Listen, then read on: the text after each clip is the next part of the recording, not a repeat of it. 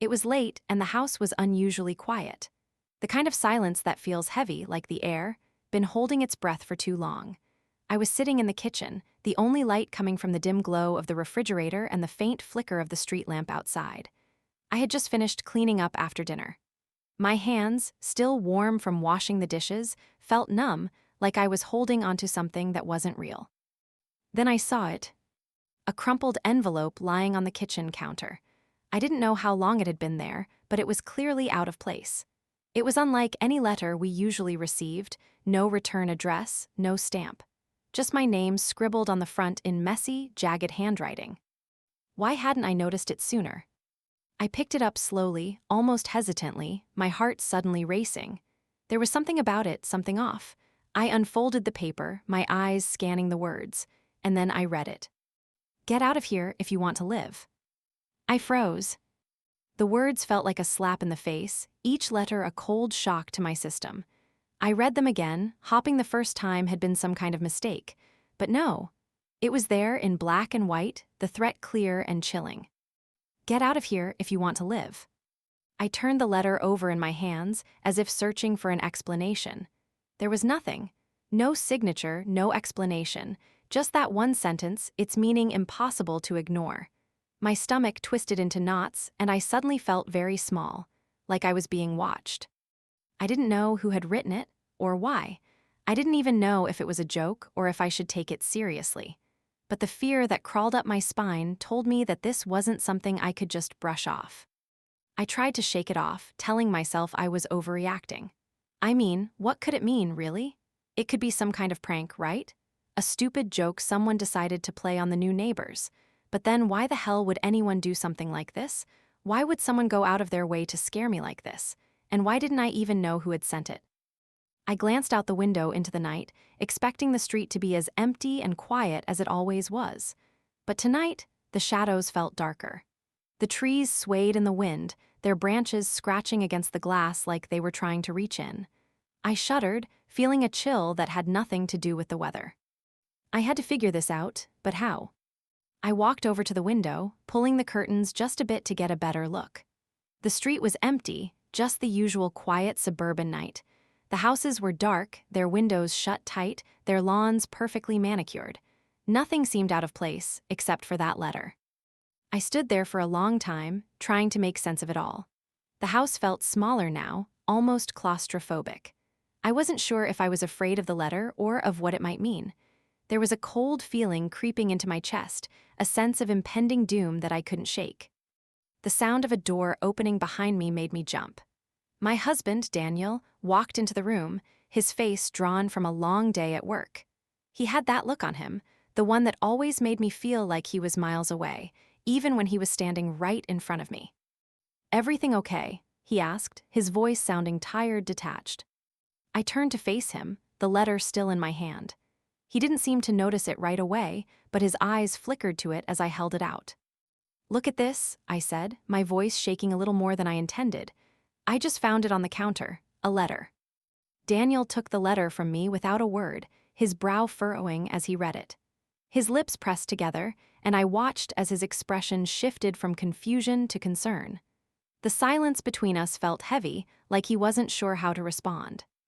"Who do you think wrote it?" he asked, still holding the paper, his eyes not quite meeting mine. "I have no idea," I replied, trying to sound more confident than I felt. "It's probably nothing, but I don't know. I just can't shake the feeling that it's something serious." Daniel exhaled slowly, handing the letter back to me. His face was unreadable. He didn't seem as disturbed by it as I was. Maybe that was just him, though. He'd always been the kind to brush things off. Me, I was the opposite. I had always felt things too deeply, maybe to the point of paranoia. But this felt different. "We've had some weird stuff happen lately, haven't we?" he said, his voice distant. "Strange noises, the lights flickering, the odd things happening in the neighborhood."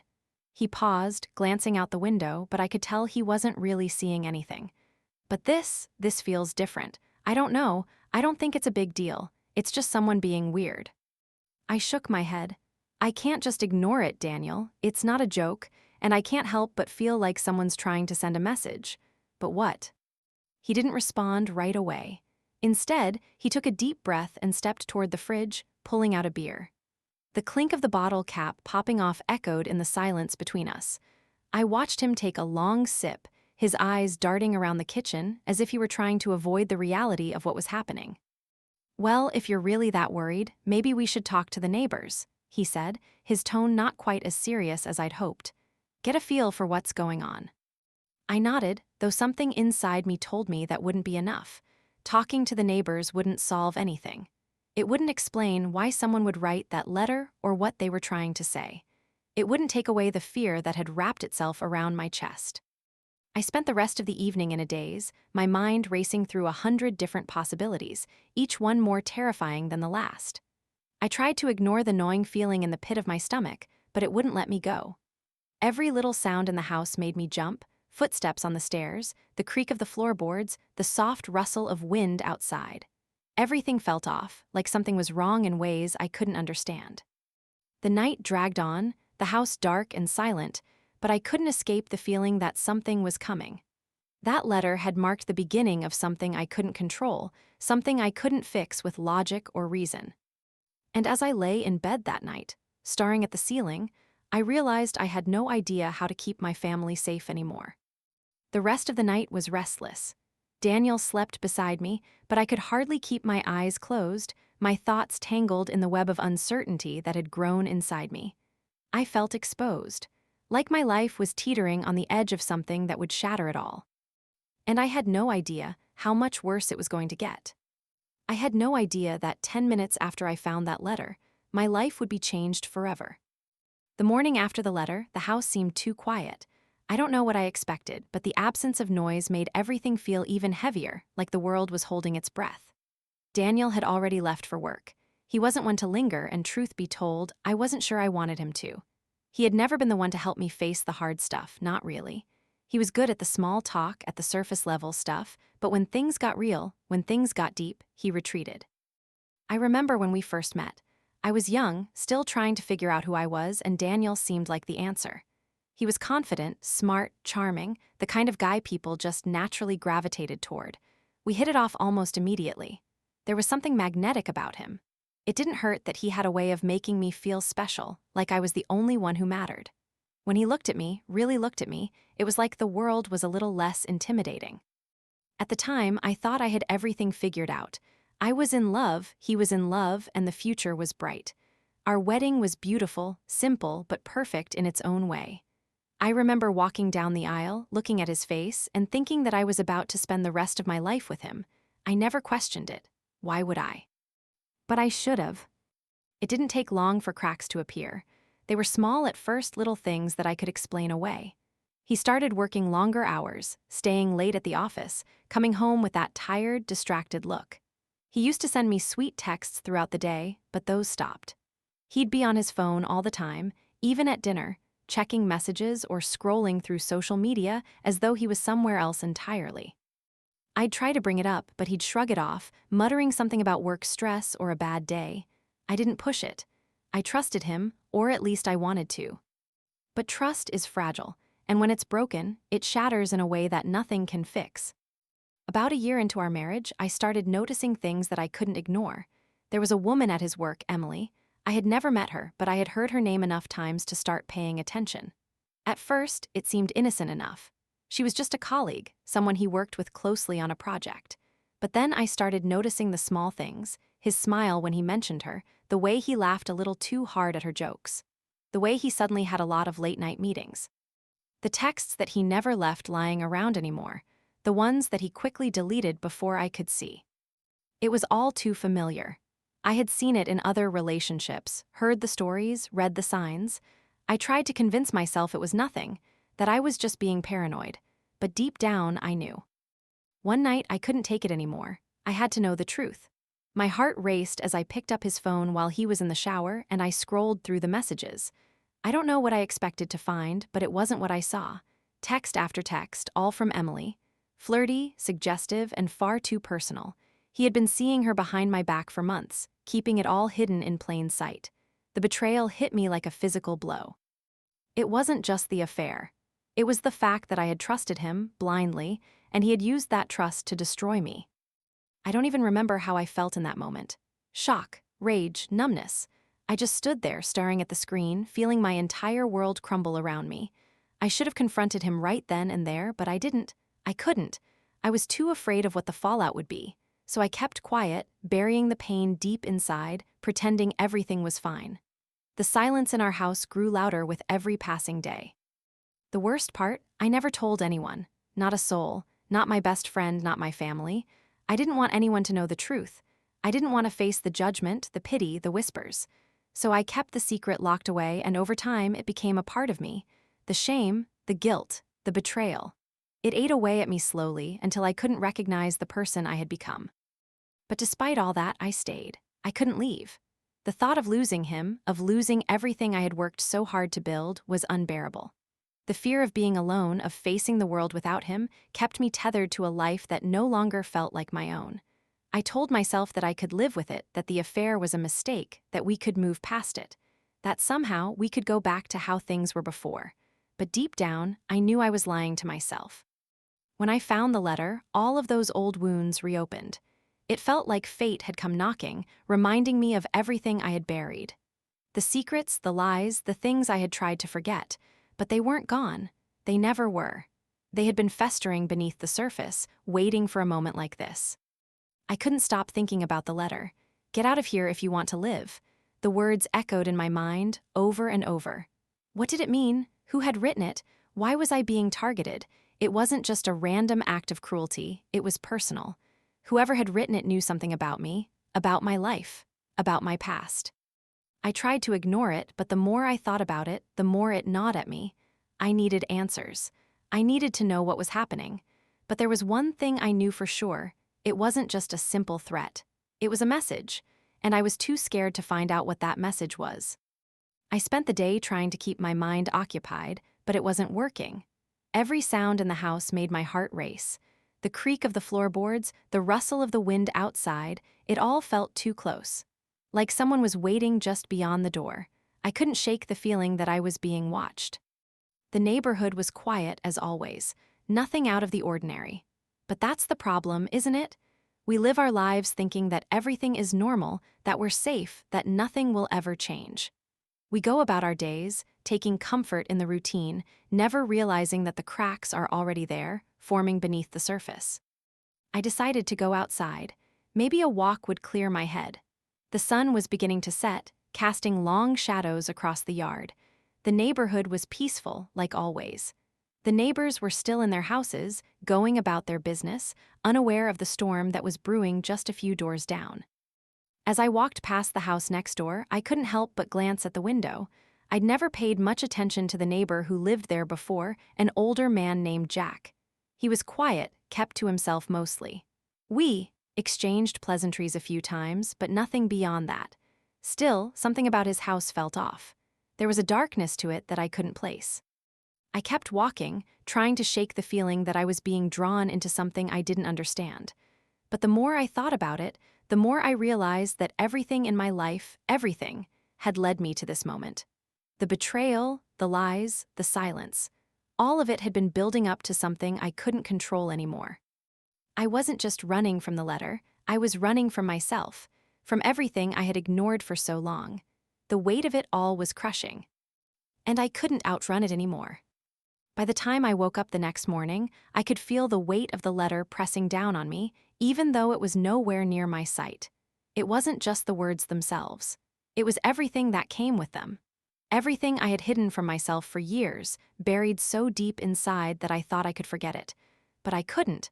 I wasn't sure if I ever would. Daniel had left early again for work, leaving me alone with my thoughts, which had become my worst enemy. I stood in the kitchen, staring at the coffee pot, letting the warmth of the rising steam fill the room. It was as though the smell of coffee could somehow erase the last 24 hours. I clutched my mug tightly, my hands trembling just enough for me to notice. I was trying to calm myself, but the fear kept creeping in, seeping through every corner of my mind. I couldn't just ignore the letter, but I wasn't sure where to start. The first thing I did was call a friend, someone I thought I could trust, someone who had been in my life for years. Kira. She was my rock, the one person I could talk to about anything, or so I thought. But as the phone rang, I began to question whether I had truly told her everything, or if I'd kept things from her too. I needed someone to talk to, someone who could give me perspective, but deep down I feared she'd judge me. When Kira finally picked up, her voice was familiar but distant. "Hello," she answered, sounding like she had just woken up. "Hey, it's me," I said, trying to sound casual, though my voice betrayed me. It was shaky, almost like I was a child asking for reassurance. "Can we talk?" "Of course," she said, her tone softening immediately. "What's going on?" I hesitated, glancing over at the counter where the letter still lay. I found something yesterday. A letter. It says, "Get out of here if you want to live." There was a long pause on the other end of the line. I could practically hear her trying to process what I had just said. "What the hell?" she finally responded. "Who sent it? Is someone threatening you?" "I don't know, that's the thing, I have no idea, but I'm starting to think it's connected to something in the past." I took a deep breath, feeling the weight of the words I was about to say. "Kira, I've been keeping secrets, things I didn't tell you." She sighed, the sound full of concern. "You're scaring me now, what do you mean?" I sat down at the kitchen table, my legs shaking as I pulled the letter closer to me. "I mean Daniel, and this neighbor, Jack." My words felt like they were suffocating me, but once they were out, I couldn't stop them. "I don't think this is a random threat, Kira. I think it's about my past, about the mistakes I've made." There was another silence, but this time I could hear Kira taking a deep breath. "You need to tell me everything," she said, her voice steady but filled with an underlying edge of fear. "I don't know what's going on, but this isn't just about a letter. This is about you, about your life, and about your marriage. You can't keep running from the truth." I closed my eyes, my chest tight, as though every word I said made it harder to breathe. "I know, but I don't know if I'm strong enough to face it." Kira's voice softened. "You're stronger than you think, but if you want help, you have to let people in, you have to be honest." The phone call ended with no immediate solution, no comforting words that made everything feel okay. It only made me more aware of the fact that I had been hiding from everyone, even the people who cared about me. The truth was out there, waiting for me to face it, but I wasn't sure I was ready. Over the next few days, I tried to piece together what was happening. Every time I looked at the letter, I felt my stomach drop. Something about it felt too calculated, too personal. I began to feel the walls closing in around me. The more I thought about it, the more certain I became. The letter was linked to something much darker than I had imagined. Whoever wrote it knew too much about my life. They knew things I had never told anyone, things I had buried so deep that I thought they were gone. But they were. My mind wandered back to Jack, my neighbor. I had always thought he was a little odd. Quiet, distant, never really engaging with anyone in the neighborhood. I remembered the way he would watch us from his front porch, his eyes never really meeting mine. There was something about him that felt off, but I never thought much of it. He was just a strange old man, right? But now I wasn't so sure. I had to know more about him, about his past, about what might be connecting him to me. I started asking around, talking to other neighbors, pretending to be casually curious about him. I wanted to learn something, anything, that could explain the letter. At first, I didn't get much. The neighbors were all as vague as could be. Jack had lived here for years, but he kept to himself. No one knew much about his family or why he was so solitary. But then, I found something. A neighbor I hadn't spoken to much before, Mrs. Carter, told me something that sent chills down my spine. "Jack wasn't always like this," she said, her voice low and cautious. "There was an accident years ago. He lost someone, a woman. I don't know the details, but it was tragic. They say it changed him. After that, he became distant, cold." I froze, the hairs on the back of my neck stood up. An accident? What kind of accident? Who was the woman? Mrs. Carter didn't know much more. She told me she wasn't close to Jack, and that most people in the neighborhood didn't want to get involved with him. But my gut told me that this was no coincidence. The more I thought about it, the more it felt like I had stumbled upon a piece of a puzzle that was much bigger than I had realized. Later that evening, I sat alone in the living room, the house dark except for the soft glow of the lamp beside me. My mind was racing, replaying everything I had learned over the past few days. The letter, Jack, Daniel, the secrets, the lies. What was I running from? Why couldn't I just let go of the past? I glanced out the window, hoping the night would bring some clarity. but as I stared into the dark, I saw something that made my blood run cold. In the shadows across the street, there was a figure standing near Jack's house, just watching me. I stood up quickly, my heart hammering in my chest. Who was it? What did they want? I grabbed my phone and texted Kira, my hands trembling as I typed. I think someone, watching me. I don't know who, but I'm scared. This is too much. I waited, my breath caught in my throat, but no reply came. The figure remained there, unmoving, as if they were waiting for something. And then, as suddenly as they appeared, the figure disappeared into the darkness. I was left standing there, paralyzed, unsure of what to do next. The fear that gripped me was real. It was tangible. Whoever had sent that letter, whoever was watching me, knew something I wasn't ready to face. But I had no choice now. The truth was out there, and it was coming for me. The days that followed felt like an unrelenting descent into something dark, something I couldn't control. The sense of dread that had settled over me in the wake of the letter never loosened its grip. Every noise in the house seemed amplified, every shadow stretched out longer than it should have. I couldn't escape it, not the letter, not the feeling that something was waiting for me in the dark. I tried to go about my routine, tried to tell myself it was just paranoia, but I couldn't shake the suspicion that something, or someone, was watching me. The figure across the street, standing motionless in the darkness, lingered in my mind. I told myself it was probably nothing, that it was just some trick of the light. But deep down, I knew it was. The truth, whatever it was closing in. Daniel, for his part, seemed blissfully unaware of the storm brewing around us. His job consumed him, and his evenings were spent working late or watching TV in silence, his eyes glazed over. I had become a ghost in our home, walking around, trying to find something to hold on to, but everything felt off. I couldn't talk to him about it. I didn't know how to explain that it wasn't just about a letter or a neighbor anymore. It was about me, about the things I had buried so long ago. I had been trying to contact Kira, but she had been distant too. I wasn't sure if she was busy with her own life or if maybe she was avoiding me. I understood in some twisted way. I had always been the one who kept secrets, the one who hid behind a smile, pretending everything was fine. Now, it seemed, those secrets were coming home to roost. But that night, something happened that would change everything. It was well past midnight when I heard the knock. At first, I thought it was the wind, a strange sound rattling against the door. But then it came again, louder this time, 3 sharp knocks. No one ever came by this late. I hesitated for a moment, standing frozen in the hallway. My pulse quickened, my mind racing through every possibility. Who could it be? I glanced at the clock, 12:34 a.m. I didn't want to open the door. I didn't want to see what was waiting outside. But the curiosity, the fear, was too much. I had to know. I crept toward the door, my breath shallow, and peeked through the peephole. What I saw made my heart stop. Standing on the other side of the door was Jack, the neighbor. His face was pale, his eyes wide with something I couldn't place. There was a desperation in his expression, like he had been waiting for this moment for a long time. He was holding something small in his hand, but I couldn't make out what it was. His posture was rigid, like he was standing on the edge of a cliff, unsure whether to step forward or retreat. My instincts screamed at me to turn away, to ignore the door, to pretend I hadn't seen him. But something about his presence rooted me to the spot. I opened the door just a crack, careful not to show too much of myself. I could feel my heart pounding in my chest as I looked at him, trying to read his expression. "Jack," I said, my voice barely above a whisper, "what are you doing here?" He didn't answer immediately.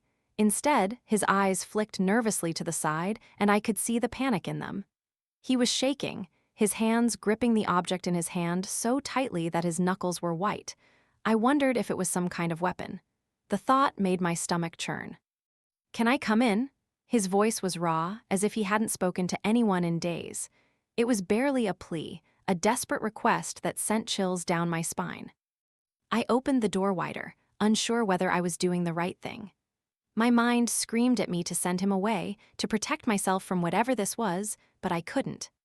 "Jack, what's going on? Why are you acting like this?" I asked, stepping aside to let him in. My voice was shaking now, the fear rising in my throat. He walked past me quickly, his body tense, like a man on the edge of breaking. He didn't speak as he passed through the door, only muttered something under his breath. I shut the door behind him, locking it instinctively. Jack stood there for a moment, his back to me.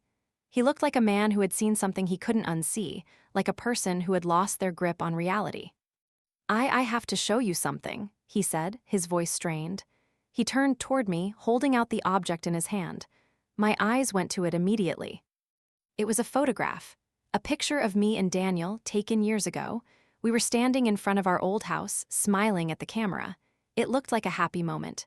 The kind of picture people frame and put on their mantle, but something was off about it. The edges were torn, worn down like it had been handled too many times. I found this, Jack said, his voice trembling. I didn't want to believe it, but he trailed off, his face paling as he looked at me. You don't remember, do you? I took the photograph from him slowly, my hands shaking. The image in the photo felt distant, like I was looking at a version of myself that didn't belong to me anymore. It felt like a memory I had forgotten on purpose. The photo was old, faded at the edges, but it was clear enough to see the smiling faces of Daniel and me. I looked up at Jack, my mind struggling to comprehend what was happening. I don't understand, I said, my voice barely above a whisper. What does this have to do with you? Why are you showing me this? He was staring at the ground now, unable to meet my gaze. You don't remember, he repeated, more to himself than to me. The accident, the woman who died. My heart lurched. The word accident had already triggered something deep within me. It was like the fog that had clouded my memories was lifting, piece by piece. I hadn't thought about that day in years, hadn't let myself. I had buried it deep, somewhere I could never reach. But now it was coming back.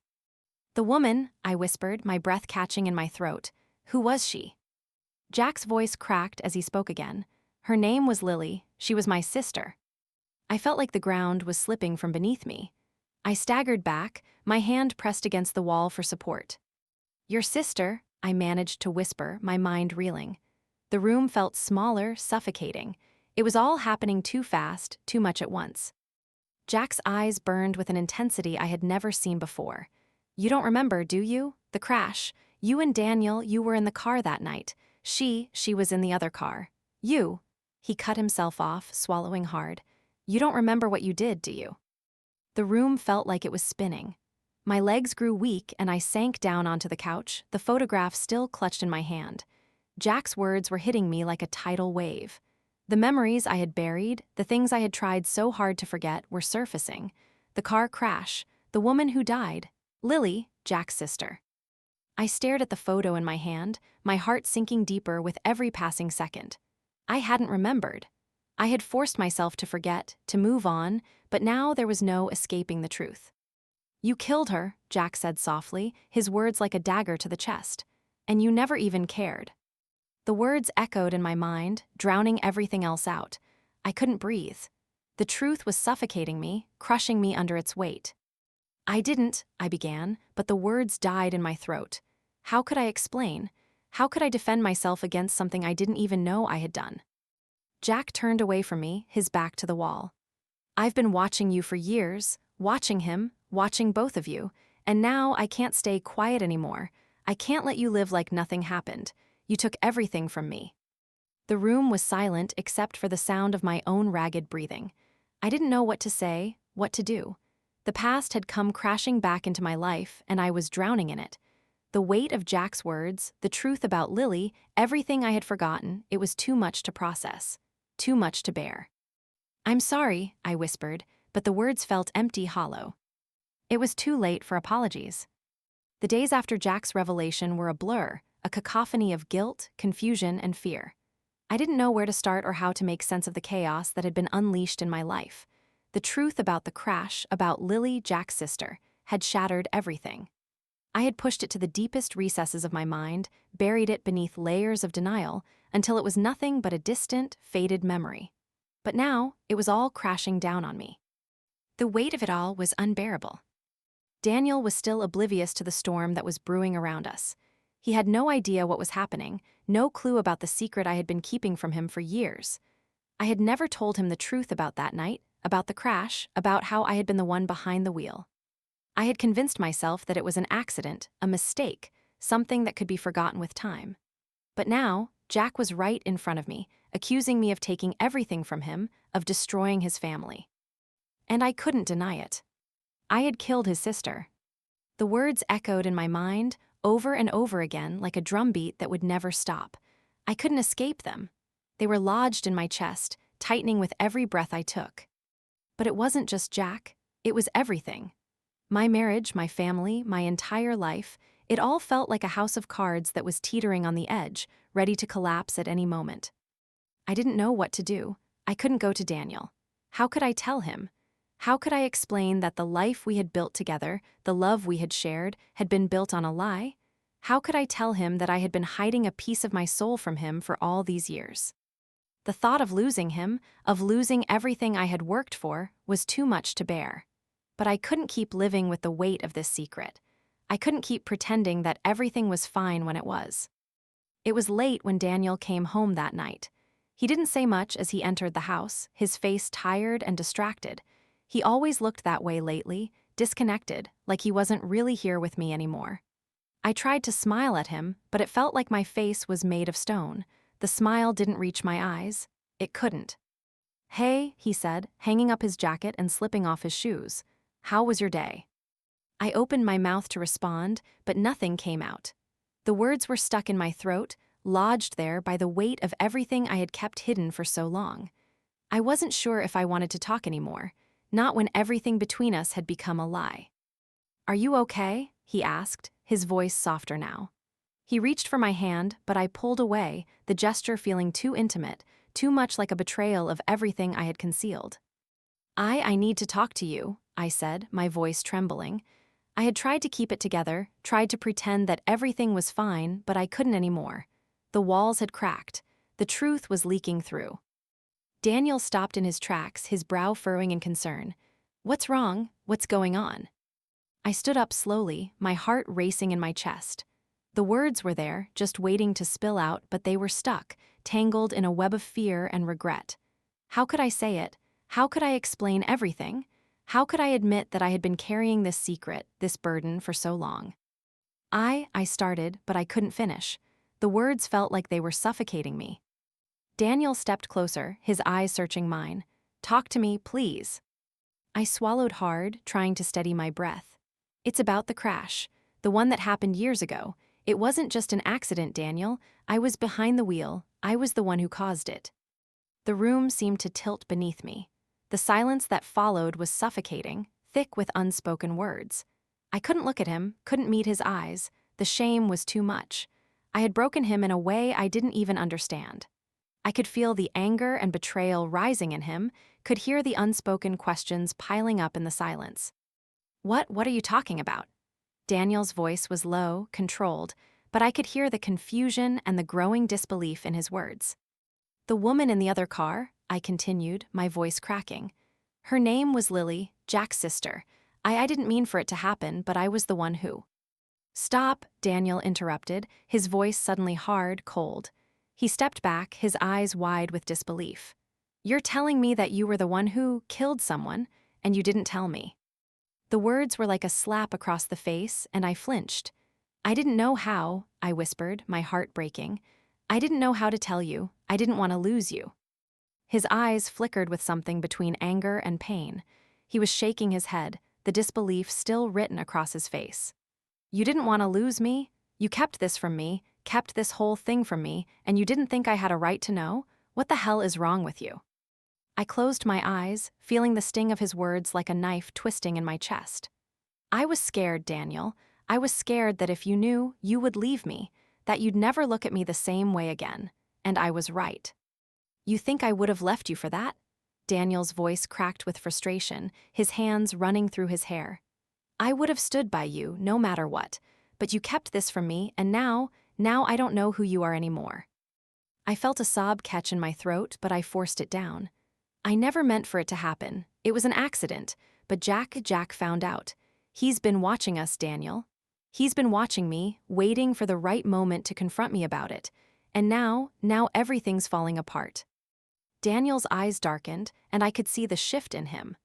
The man I had known, the man I had married, was slipping away, replaced by someone I didn't recognize. "I can't believe this," he muttered, his voice shaking with emotion. "I can't believe you didn't tell me. I can't believe I don't even know who you are anymore." I felt my heart splinter in my chest. I had ruined everything. The man I loved, the life I had built, it was all slipping through my fingers. And the worst part was, I didn't know how to fix it. I didn't know if I even wanted to. "You don't understand," I whispered, tears streaming down my face. "I was just trying to protect us. I was trying to protect you." "But you didn't protect me," Daniel shouted, his voice breaking. "You kept this from me. You didn't trust me enough to tell me the truth. How am I supposed to trust you now?" I fell to my knees, my heart breaking into 1,000 pieces. "I'm sorry," I whispered, my voice barely audible. "I'm so sorry." Daniel stood there for a long moment, his face twisted with anger and disbelief. But then, slowly, he turned away. "I don't know if I can do this anymore." The words hit me like a punch to the gut. I didn't know if I could do this anymore either. My world had been shattered. The lies I had told, the secrets I had kept, they had all led to this moment. And it wasn't just the lies about the accident. It was everything. My marriage, my family, the woman I had been and the woman I had become. It was all falling apart, and there was nothing I could do to stop it. I watched as Daniel walked out of the room, his footsteps echoing in the silence. The finality of it hit me like a tidal wave. It was over. I had lost him, and there was nothing I could do to bring him back. I sat there on the floor, my body shaking with the weight of the truth. Jack's words echoed in my mind, and I realized with a sickening certainty that there was no going back. The past had caught up with me, and now I was going to have to face the consequences. There was no escaping it, no running from the truth. And it was killing me. I had always believed that the hardest part of life was facing your mistakes, but I was wrong. The hardest part wasn't realizing you had hurt someone or even being forced to admit your failures. The hardest part was watching everything crumble in front of you, the life you built, the love you cherished, the people who trusted you, falling apart because of something you couldn't undo. The hardest part was the realization that you could never go back. You could never go back to the way things were before. The night after Daniel walked out, I didn't sleep. I couldn't. Every time I closed my eyes, I saw his face, angry, hurt, betrayed. And I saw Jack's face, too, full of pain and rage. My entire world had been shattered, and I couldn't fix it. I couldn't go back to the time before the crash, before the secrets, before I had been so selfish and afraid of losing everything that I had hidden the truth from the one person who mattered most. I woke up in the morning to an empty house. The silence was suffocating. Daniel hadn't come back. He hadn't texted, called, nothing. I knew in my heart that he wasn't coming back, that our marriage was over. And I knew I had no one to blame but myself. I was supposed to meet Jack later that day. He had demanded it, said he had to see me again, that we needed to talk. The thought of facing him made my stomach turn, but I knew it was inevitable. I had to face the consequences of my actions. I couldn't run anymore. I walked to the park where we had agreed to meet, my heart pounding in my chest. Every step felt like it was leading me closer to some kind of reckoning, and I wasn't sure I was ready for it. The sun was barely peeking through the trees, casting long shadows across the empty path. It was a cold morning, and I wrapped my arms around myself, trying to stave off the chill that had settled in my bones. When I arrived at the park, Jack was already there, standing by the old oak tree. His back was to me, but I could feel his presence, tense, almost palpable. I hesitated for a moment, watching him, my heart a heavy stone in my chest. "Jack," I said, my voice barely above a whisper, "we need to talk." He didn't turn around immediately, but after a moment he did. His face was harder now, the kindness I had once seen there replaced by something darker. His eyes were cold, filled with an anger that I couldn't deny. "You're late," he said, his voice flat, almost emotionless. He looked at me with such intensity that I felt like he could see straight through me. "But then again, I don't think you're here to make excuses. I think you know exactly why I called you here." I nodded, my throat tight. "I know why, and I'm sorry, Jack. I never meant for any of this to happen. The accident, Lily, it was a mistake. I didn't mean for anyone to get hurt. I didn't mean to take everything from you." He took a step closer, his gaze narrowing. "Do you really think it was a mistake? Do you really think it was just an accident? Because I've been living with that lie for years, and now I'm finally seeing the truth. You didn't just take Lily from me, you took everything. My family, my future, everything I was supposed to have. I opened my mouth to speak, but the words caught in my throat. How could I apologize for something that couldn't be undone? How could I make him understand that the guilt that consumed me every day wasn't enough to make up for what I had done? I didn't know how to live with it, I said finally, my voice shaking. I was too scared to tell anyone. I couldn't even tell Daniel. I thought if I kept it hidden, it would go away, but it didn't. And now it's all falling apart. Jack's expression softened slightly, but it was quickly replaced by that same cold anger. You didn't just hide it, though, did you? You pretended it didn't matter. You went on with your life, acting like everything was fine. You didn't just run away from me, you ran away from your own damn conscience. I took a step back, his words hitting me like a slap across the face. He was right. I had hidden from the truth, from the consequences of my actions, and I had done it for so long that I had almost convinced myself that it didn't matter. That my life, my happy life, could somehow continue, untouched by the devastation I had caused. And then, as if the weight of it all wasn't enough, Jack dropped the bombshell. He had been waiting for the moment to finally confront me, to make me see the truth. But he didn't just want to make me feel guilty. He wanted to make me pay. I've been watching you, you know, Jack continued, his voice colder now darker. You thought you could just move on from everything, pretend like you didn't destroy my life. But I've been waiting for this moment. I've been watching you for years, seeing the way you and Daniel act like nothing happened. The way you smile at each other, go about your daily lives like you haven't taken everything from me.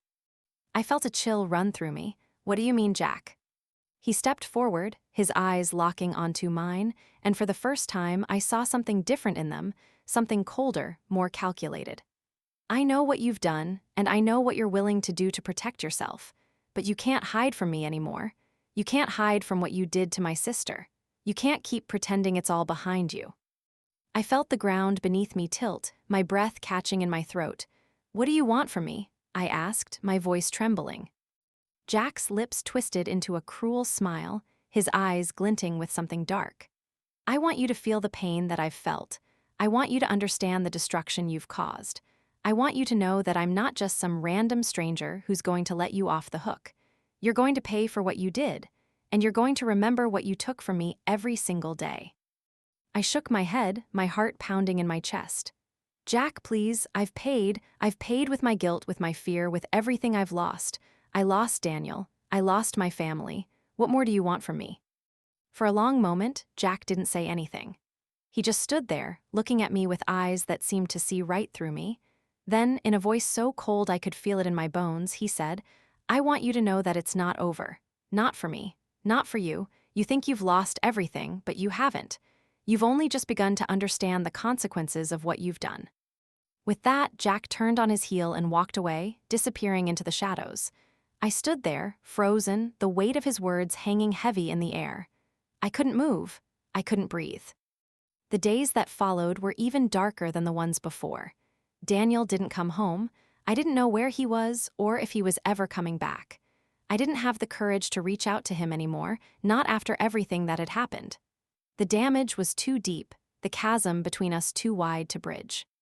I had lost him. I had lost everything. Jack's words echoed in my mind every waking moment. You haven't lost everything. You've only just begun. I wanted to scream, to tell him that I had already lost more than anyone should have to. But in the quiet of the night, as I sat alone in our empty house, I knew he was right. I had taken something from him, something irreplaceable, and now the universe was making me pay for it in ways I couldn't even understand. I had destroyed my own life, and now, all that was left were the consequences. I had no way to fix it. There was no going back, and I had to live with that truth for the rest of my life. The finality of it hit me like a wave.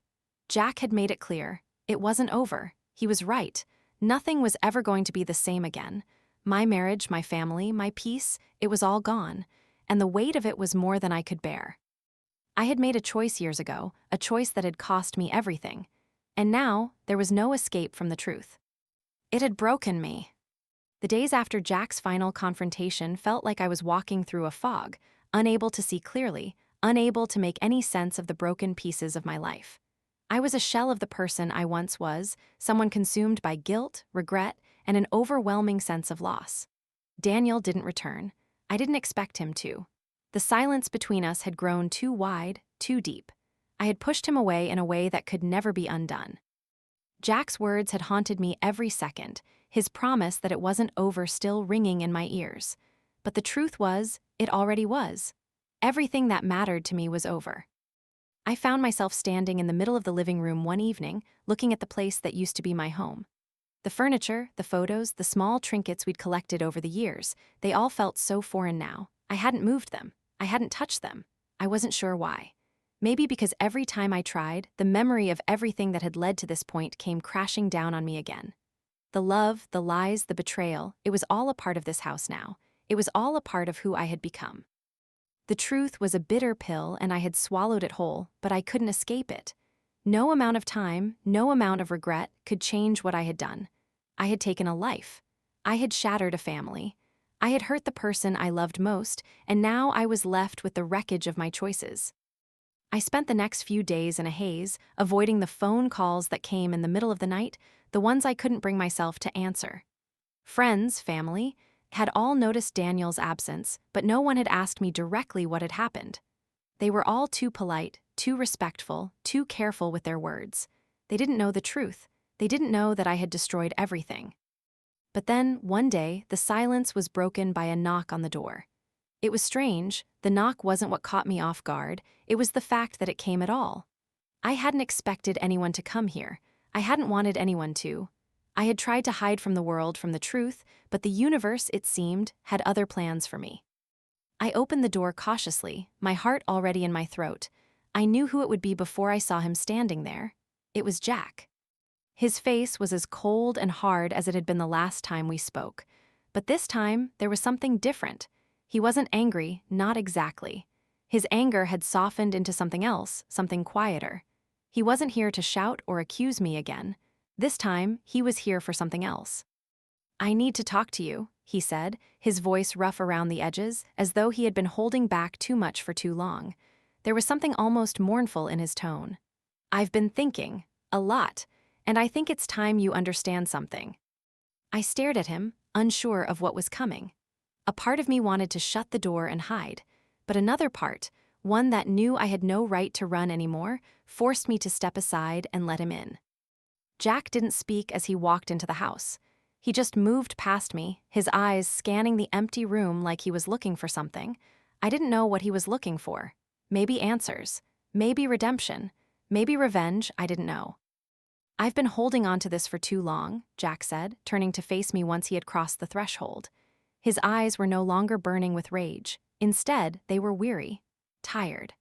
"I've wanted you to feel the pain I've felt, to understand what it's like to lose someone, to lose everything.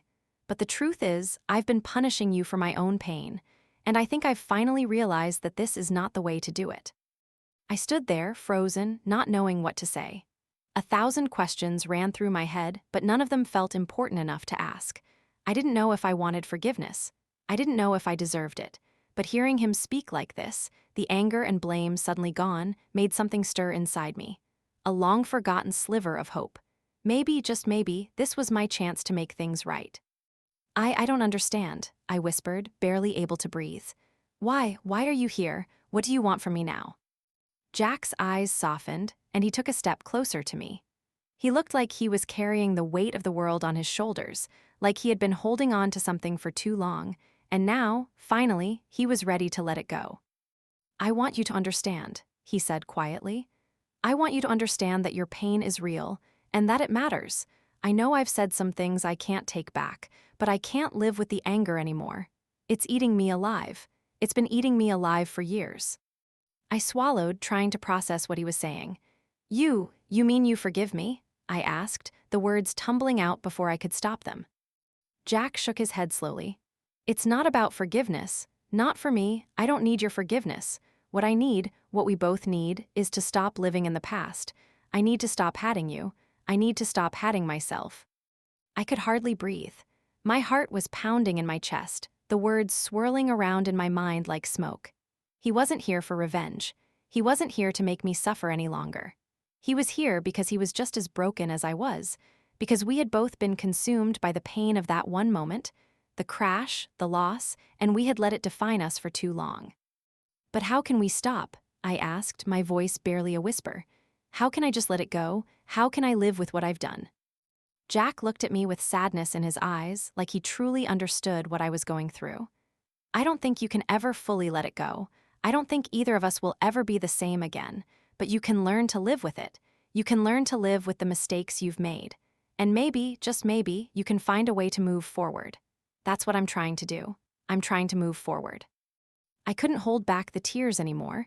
They flowed freely, like a dam that had finally broken. I don't know how, I sobbed, my chest aching with the weight of everything I had lost. I don't know how to fix any of this. Jack's voice was gentle, almost fatherly. You don't have to fix it, not all at once. You just have to keep going, one step at a time. You have to start with yourself. Start by forgiving yourself. I didn't know if I could do that. I didn't know if I could ever forgive myself for what I had done. But hearing him say those words, seeing the pain in his eyes, seeing that he was not the person I had made him out to be in my mind, was the first step in something I had never thought possible. The first step in healing. Jack didn't stay long. He left after a few minutes, giving me one last look before he turned and walked out the door. But when he left, I didn't feel the same. I didn't feel empty. I didn't feel like I was drowning in my own mistakes. For the first time in a long time, I felt like there might be a way out of this darkness. It wasn't a perfect resolution. It wasn't a fairy tale ending where everything magically fixed itself. But it was a start. It was the beginning of something small, something fragile, but something real. The truth was, I had lost everything. But in losing it all, I had finally begun to see what I could still have: a chance at redemption. A chance to move forward, not because I deserved it, but because I had learned the hardest lesson of all, the lesson that we are all human, all capable of mistakes, but also capable of growth, of change, of forgiveness. And so, as the door clicked shut behind Jack, I stood in the middle of the room, the house silent again, but this time, it wasn't filled with regret. It was filled with the possibility of starting over. A possibility I hadn't believed in for a long time. It wasn't too late, I thought. It wasn't too late to make a new life, to try again. It wasn't about fixing what was broken, but learning to live with it and finding a way to move on.